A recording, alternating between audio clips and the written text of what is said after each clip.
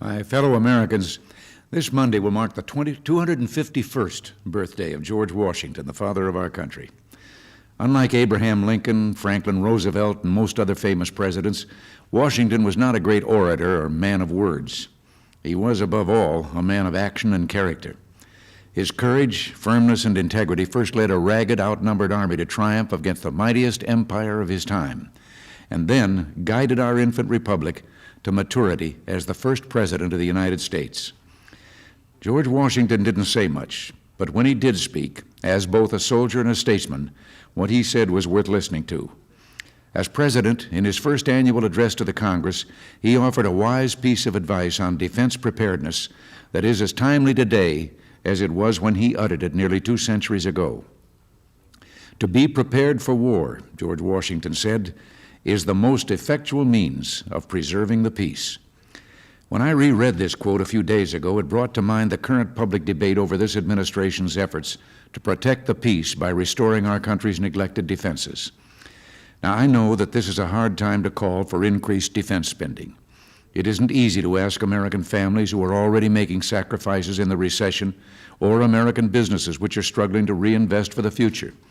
And it isn't easy for someone like me who's dedicated his entire political career to reducing government spending. On the other hand, it's always very easy and very tempting politically to come up with arguments for neglecting defense spending in time of peace. One of the great tragedies of this century was that it was only after the balance of power was allowed to erode and a ruthless adversary, Adolf Hitler, deliberately weighed the risks and decided to strike that the importance of a strong defense was realized too late. That was what happened in the years leading up to World War II. And especially for those of us who lived through that nightmare, it's a mistake that America and the free world must never make again. I want you to know that members of my administration and I have agonized over the current defense budget. We've trimmed back our plans for rebuilding defense by more than half. We've hunted for savings in non-essential programs. We've weighed economic risks and economic benefits. The defense budget we finally presented is a minimal budget to protect our country's vital interests and meet our commitments. For those who wish to cut it back further, I have a simple question. Which interests and which commitments are they ready to abandon? Let me make just a few key points about our defense program. First, we must develop a responsible and balanced understanding of the danger we face. Over the past 20 years, the Soviet Union has accumulated enormous military might, while we restrained our own efforts to the point where defense spending actually declined, in real terms, over 20% in the decade of the 70s. Today, the Soviets outinvest us by nearly 2 to 1. Even with the defense increases of the past 2 years, they outproduce us substantially in almost every category of weapons. And in actions such as the brutal invasion and occupation of Afghanistan, they have demonstrated their willingness to use these weapons for aggression. Finally, Soviet military power has spread around the globe, threatening our access to vital resources and our sea lines of communication, undermining our forward line of defense in Europe and Korea, and challenging us even at home, here in our own hemisphere. We must face the facts.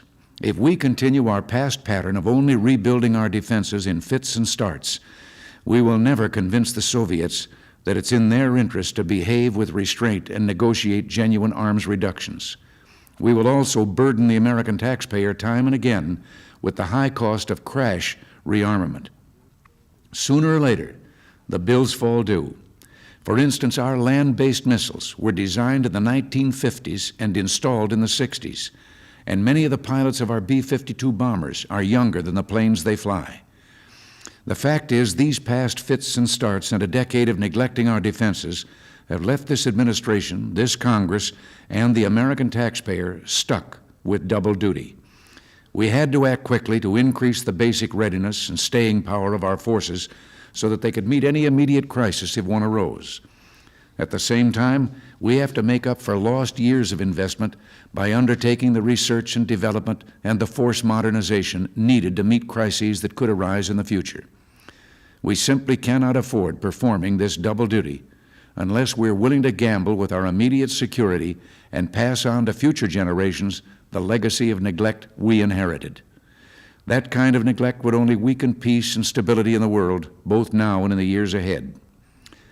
I have lived through 2 world wars. I saw the American people rise to meet these crises, and I have faith in their willingness to come to their nation's defense in the future. But it's far better to prevent a crisis than to have to face it unprepared at the last moment. That's why we have an overriding moral obligation to invest now, this year, in this budget, in restoring America's strength to keep the peace and preserve our freedom. Till next week, thanks for listening, and God bless you.